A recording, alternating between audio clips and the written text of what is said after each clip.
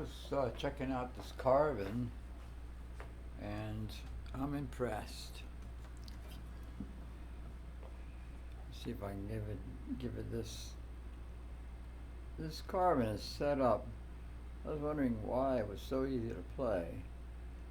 It's what the pastor's wife was used to using when she sang her tunes, and they really have a low action, and there's not much relief on it, just enough for, as low as it is, to clear when the strings vibrate. They vibrate in such a way, sometimes they go down, how you pluck it, and so it can't be hidden against the frets, but that's impressive. After checking it out, I decided to check out Lunita.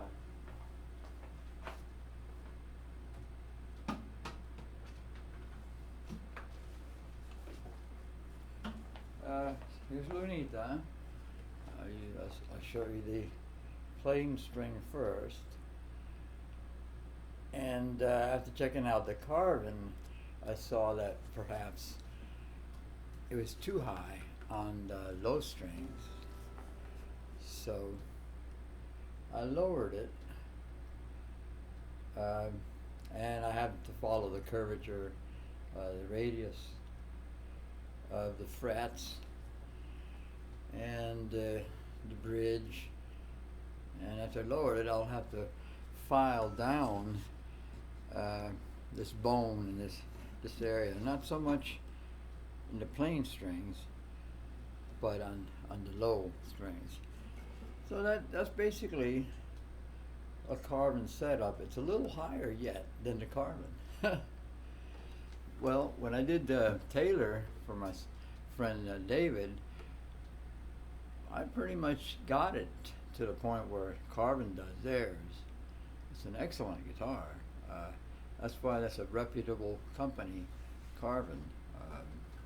They have fantastic luthiers. It's kind of sad what happened to that one. I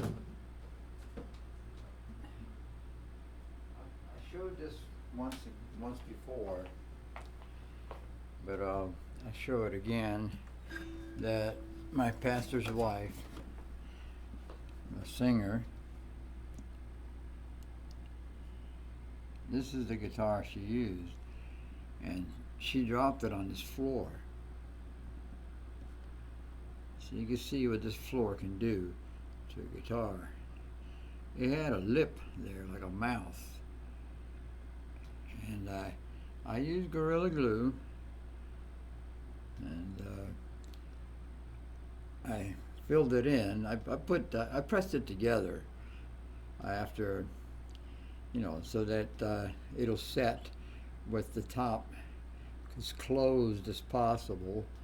And there's still some cracks on the surface. Let's see, how can I put this? I don't have a monitor, so I can't see what's going on with this. But there are cracks there. I managed to push a little bit of that Gorilla Glue to help hold the top together. It was so bad, that mouse, that I'm glad that the strings were loose. And because if you were to tune it, it would have kept pulling on that and ruining the top even more. It could have even opened up in this area. In other words, that too, besides where it fell and cracked. So, and that's because it fell from the strap. So this particular setup, you need I guess a strap block would work, because it's not much of a flange on there. If you have a worn out kind of strap, then it would tend to come loose, and it's probably what happened. It was a worn out, loose fitting strap, and she didn't have she must have been playing it acoustically, just for practice. I don't think she had it plugged in, because when you plug it in, your angled plug would also help to hold the strap on. And that's basically the story on this here Carvin. Very nice guitar. It's got a Prefix Plus type of electronics. Let's see, you can see it. So my Lunita has a graphic, and this does too. That's why this one did not feed back when I used the bonsai pedal on it. You know, it didn't have any problems with it feeding back and howling, which is how acoustic guitars respond to overdrive, kind of a howl.